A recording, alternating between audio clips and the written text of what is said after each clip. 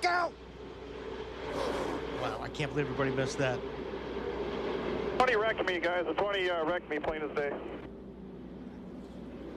How bad is it, man? Matt Kenseth is in the wall. It, but it's not good. And I don't know how badly he has backed in the fence. He's got a lot of damage here on the left front, BP. I see some damage on the left front. Check out what happened. There's Tony. Wow, man, well, it doesn't get more blatant than that. And look at this, up across the track. And a lot of guys with some heads-up driving. Yeah, a lot of cars missed this wreck. Oh, my goodness. Bobby Labonte getting by on the inside. We saw Mike Wallace go by on the outside. Dale Jarrett back in the 88. How emotional is Tony Stewart? This is his onboard camera. A few minutes ago. He evidently looked up and saw that he was on camera on the big screens around the racetrack and said, move the camera. Now we're going to leave pit road. And NASCAR Race Control a moment ago told both these drivers, Matt Kenseth in the 17 and Tony Stewart in the 20, to settle down. Well, you know, Kenseth should be hot. He's got a race car that's probably not capable of winning the Daytona 500 now because of that. Black flag 17. Matt Kenseth will have to come to pit road. This is so bizarre. Over halfway through the Daytona 500 in 2006, Tony Stewart makes one of the stupidest moves in racing history and takes out Matt Kenseth for no reason. He took out Matt Kenseth and was black flagged. Then Matt Kenseth went back out on the track and tried to mess with Tony Stewart and merged back up on the track too fast. Then he was black flagged. This was so ridiculous as these two drivers had some of the fastest cars that weekend at Daytona. And unfortunately for both of them, neither one of them were able to see it to the finish to get the finish they wanted, which was the checkered flag and a win in the Great American Race. Greg Biffle, Jeremy Mayfield. Oh, who's that? Tony Stewart. This into the side of Greg Biffle's car. Getting caught up in somebody else's mess. Man, oh man. Stewart trying to get away. It was Biffle. That 16 car. And Jeremy Mayfield also involved. You see the left rear tires flat on Jeremy's car. So two of the drivers in the chase for the Nextel Cup involved in a mess. Oh, I see. This is the payback penalty. Gordon screwed out with Robbie Gordon. That's exactly what it is. And like I said, unfortunately, you get guys that have nothing to do with that running for the championship. Remember earlier we saw the first one car being spun by the 16. And this time that's the payback. They see if there's a call on this one. But this is pretty obvious that this was a payback, and this is what needs to be done, and I commend NASCAR for it. This time they looked at the tapes and said, we're going to penalize Robbie Gordon 2 laps for rough driving.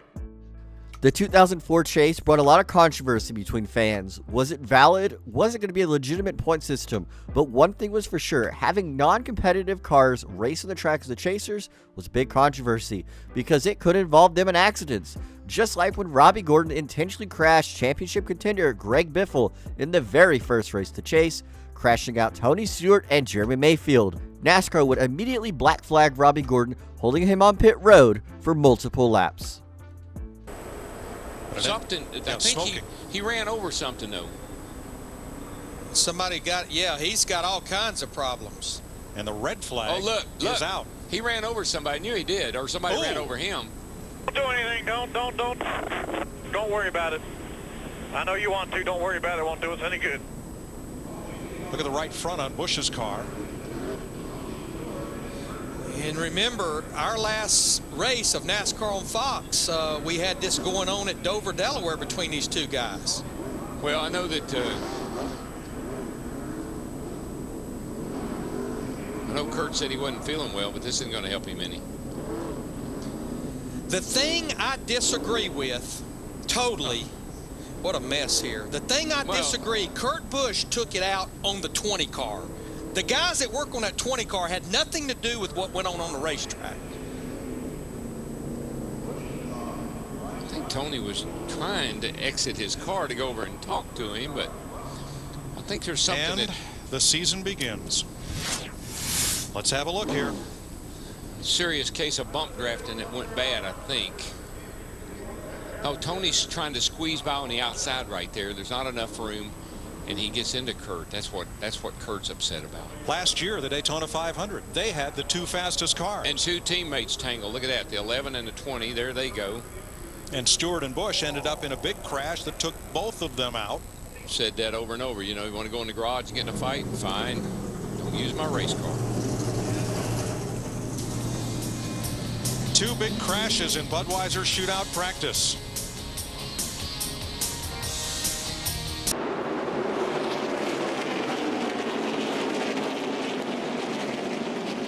Newman, Keselowski, Hamlin, Harvick, Truex, and Schrader. Truex.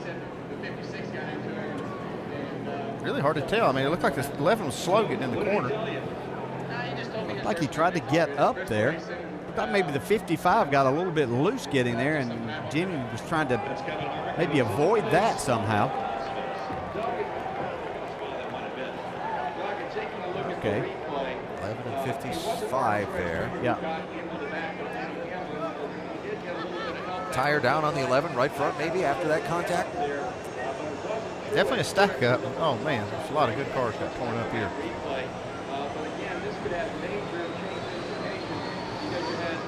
In the late stages of the 2013 Bristol night race, Brian Vickers and Denny Hamlin would get together, sending Hamlin's car back up the racetrack into Ryan Newman and Kevin Harvick.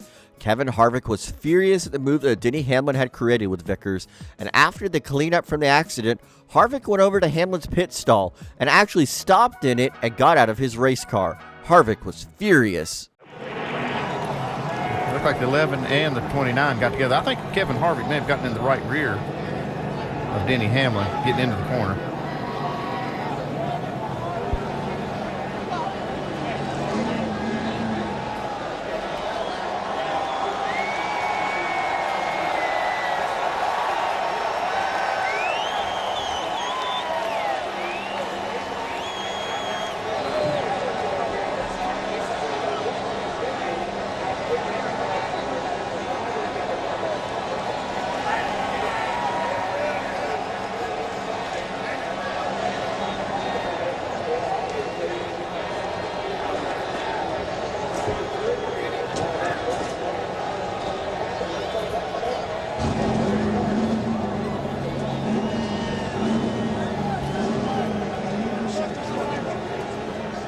You know, things happen so quickly that it's hard to tell until you see a replay, unless it's just, you know, definitive there that drivers question exactly what may have happened.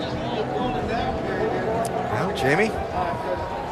Kevin, we saw you frustrated there. What happened? What led to that?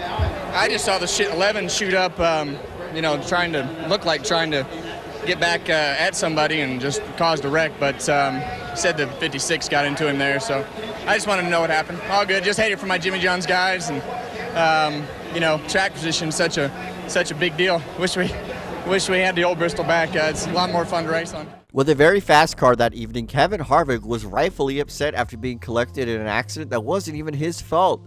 Harvick was so upset at Denny Hamlin that he even started shouting words at Hamlin in his post-race interview that he did right at the entrance to the garage area, which is actually just the infield at Bristol. Harvick had already seemed to have a frustrating night, as his post-race interview already said he wishes that he had old Bristol back. This was just a moment that was so out of control, you just had to be there to witness it. Cool, it's supposed to be the cool down lap. Watch this as Dale Earnhardt Jr. turns Casey Mears around. And before they get to the garage area, here comes Mears back at him. Pow. So evidently, now we kind of know who was involved back on lap 301. Oh, yeah. Evidently. I think we found the suspects. With only a couple laps to go left in the 2009 Phoenix race, Casey Mears would get into Dale Jr., spinning him out and bringing out the caution. Just a typical wreck, we all thought, right? Well, no, it didn't look like it. It looked like Casey Mears intentionally crashed Dale Earnhardt Jr. This would inflict Jr. getting angry, and after the race, he would turn Casey Mears sideways on the cool-down lap as they entered pit road. After they entered the pit road to get their inspection, Mears would intentionally bump Dale Jr. after the race. You could see these two drivers were definitely not having a good day between each other.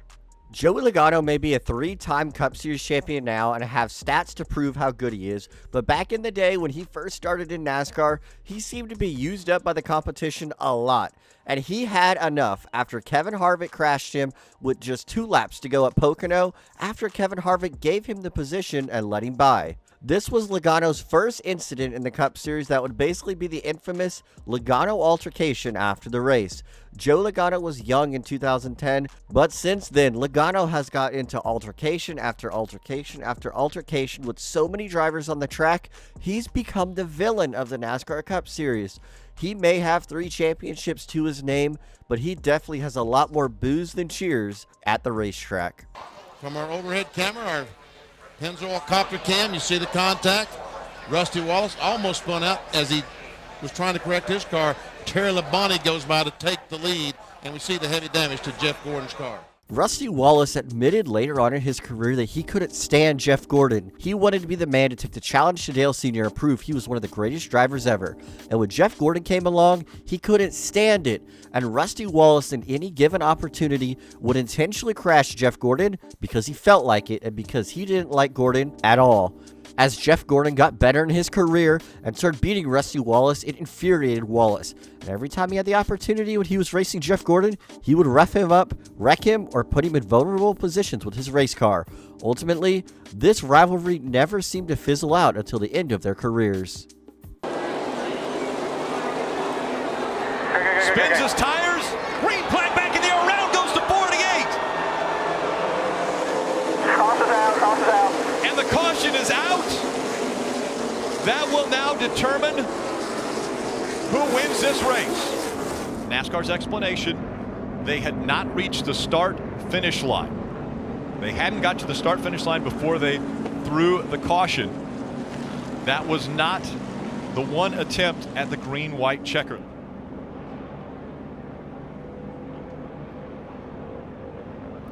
The green light is on. And look at the flag man.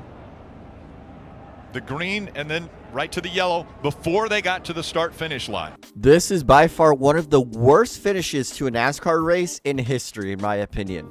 So after the 2015 Daytona race where Austin Dillon went in the catch fence, NASCAR changed the rules. You were allowed 1 attempt at overtime, and they had 1 attempt. But they said since the leader didn't get to the start-finish line, it was not an attempt, even though the green flag waved.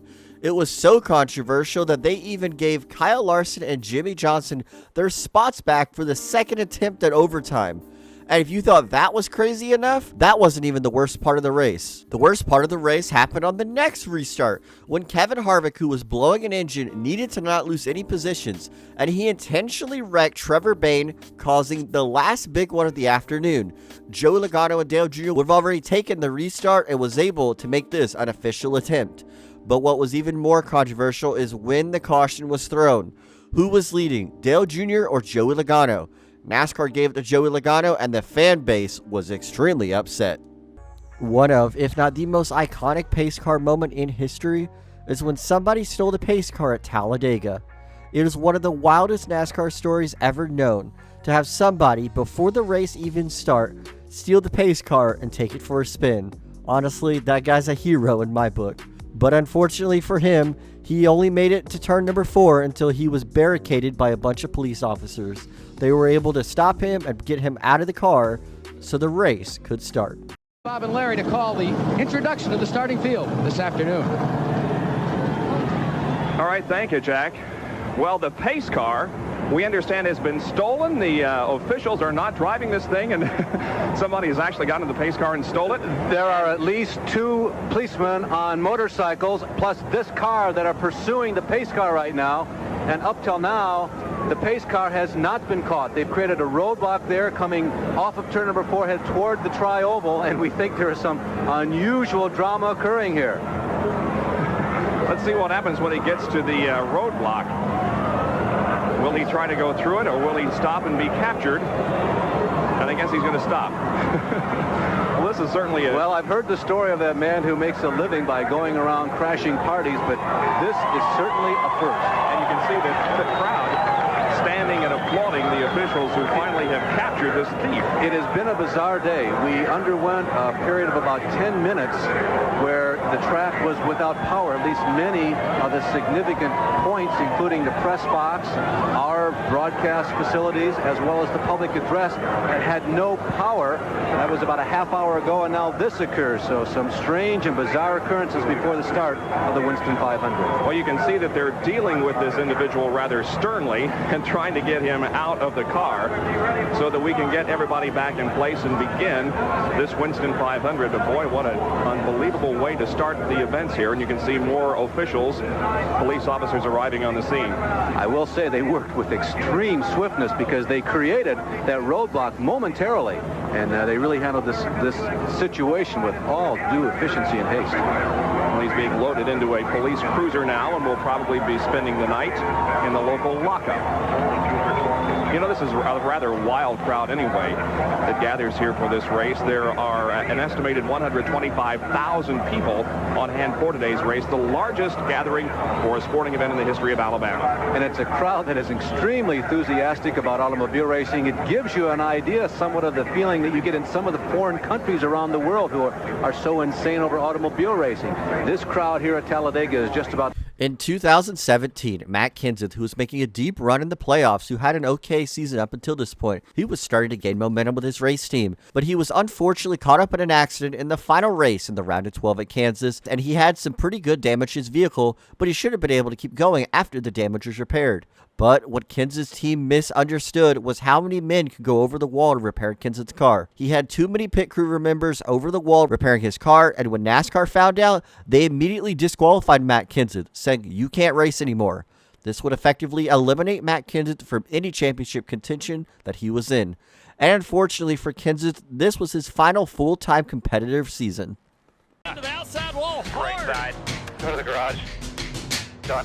He's on the outside of Austin Dillon. There's contact in turn 2. It wasn't the three's fault. Just take our lumps, you know, just shouldn't be there. I don't know what our problem is, but the M&M's Camry was not very good, and we're running terrible, and we got wrecked. Kyle Busch may be one of the greatest NASCAR drivers to ever live, but even he could do some stupid things on or off the racetrack. Kyle Busch drove in the wall off of turn number 2 at Darlington, and then proceeded to drive straight through the garage area and hit a bunch of cones and almost hit some pedestrians. Busch was fined $50,000 for an unsafe entry into the garage area at Darlington after crashing. Going to Phoenix! That was a determined, savvy drive.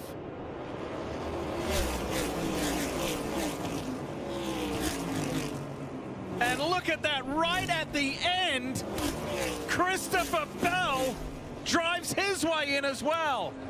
Right at the very end. Look at Adam Stevens. I think the 20 past the 23 coming to the line for the 1 point that he needed. This is it. Watch this, the 23 and the 20. He went for it, almost lost control, hits the wall, drives off the wall, sort of Ross Chastain-esque. Gonna be a lot of conversation in the NASCAR tower about the entire finish of this race between all the cars racing for points, but what a drive by Blaney. This was by far the most controversial race in the 2024 NASCAR Cup Series season, and possibly one of the most controversial races ever. Towards the end of the race, Christopher Bell needed to gain one more spot on William Byron. That's it, one more spot. And in front of him was Bubba Wallace slowing down with an alleged cut tire. When Christopher Bell noticed this, he drove it extremely hard into turn 3 and went into the wall. He then would hit the wall and ride the wall just like Ross Chastain did, which is illegal now in NASCAR. Bell was able to gain that position of Wallace and punch his ticket into the championship race. Well, he thought. NASCAR would then deem the rule was illegal and knock Christopher Bell out of the Final Four. But that wasn't the only controversial moment of the night. Just like we said, he needed to pass Bubba Wallace. And Bubba Wallace was told on the radio Christopher Bell's position, and then he said, "I have a tire going down." That seems fishy. And if that doesn't seem fishy enough, even the Chevys were trying to hold up to not pass William Byron to help him make the Final Four. Ultimately, NASCAR would hand down a penalty to Christopher Bell and say it was an illegal move. Byron would get in the championship 4, Bell would be out. to go at the line here, 10 to go at the line. 5 back 11, then 10 to the 24. 24 and 20 are separated by a point right now. Sorry, 3 to go at the line, 3. I think I got a tire going down. 10-4, just nurse it home, nurse it home. Hold it up top, coming to the white. So, information from the spotter to Bubba Wallace. Bubba claims he has a tire going down. That explains his speed down the backstretch. NASCAR's going to through these same radios that we have. Then we saw the pass by Christopher Bell. The slide job on the 23 got him into the wall. Then there will be question mark on the second half of that corner where he was absolutely against the wall, and how NASCAR sees if that's within or out of bounds. So here's the radio from the 3 of Austin Dillon. You know the deal? Trying to find him and tell him. Justin, you tell crew chief also clear off. On they go! 10-4, does the 1 crew chief know the deal? Yeah, he should. Yes, so there you go. You hear communication about the 3 and the 1 car. And so now let's go listen to the 1 car. Nice and far with the 24 here down there, door. 24 is 1 to the good, 1 point to the good. Down there, even. 6 is lined up with the 3. Front straightaway, hard in the wall goes Hamlin. Chase Elliott. Hard impact for Denny Hamlin. The inside of Chase gets loose. You see him lift out of the gas. The flames crowded Chase, got into him. But they saw some retaliation there. Or did Keselowski get into the left rear corner of Elliott there? I got right rear hooked in the middle straightaway. Did you think there was any kind of retaliation there, or what was the deal? What led to that? Yeah, it's a tantrum, and he shouldn't be racing next week. Right rear hooks are absolutely unacceptable. I don't care. It's same thing Bubba Wallace did with Kyle Larson. The exact same. He shouldn't be racing. It's a tantrum. As Denny Hamlin said, Chase Elliott was out of control in the Coca-Cola 600 in 2023. Chase Elliott got passed by Denny Hamlin and kind of got walled by him a little bit and didn't like it. He intentionally crashed Denny Hamlin on the exit of turn number 4 into the dogleg, sending Hamlin's car careening into the outside wall, having some massive damage and a heavy impact. Later on in the week, a few days after the race, NASCAR would then suspend Chase Elliott for 1 race for intentionally crashing the 11 car, and since then, Chase Elliott has done no such thing to any other driver. If you've enjoyed this video, please hit the like and subscribe button down below. Also, if you've liked this video, I'm pretty sure these videos will catch your eye also.